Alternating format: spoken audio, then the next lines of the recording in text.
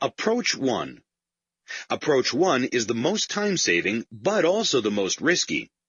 You just skip the reading of the passage and go straight to the questions, trying to determine the correct answers by using key words. This approach works best when the questions are mostly about details. It works very much less well when you have to prove your basic understanding of the text, let alone make inferences.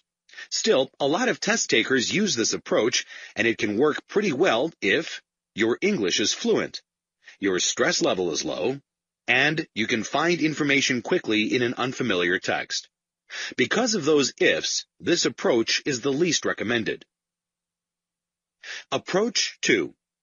The second approach you may use is actually the opposite of the first.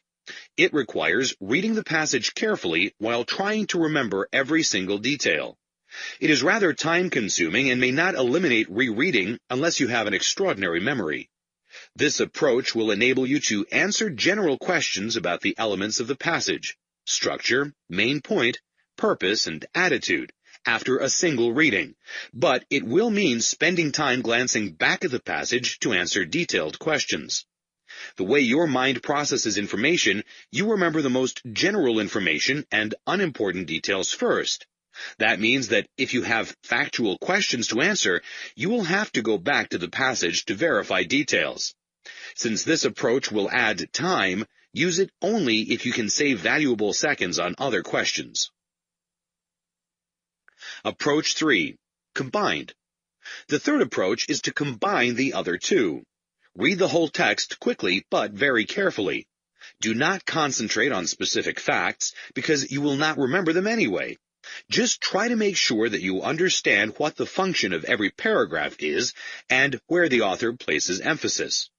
This will give you the 4 basic elements: main point, purpose, attitude, and structure. You can make this approach even more effective if you take short notes about every paragraph. 1 sentence per paragraph that outlines its main idea will help you concentrate on the important information and serve as a sort of map, so that if you get a detailed question, you will be able to find quickly the relevant part of the text.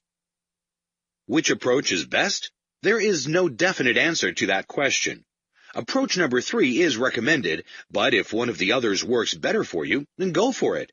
Try each of them in practice and see which is the most comfortable.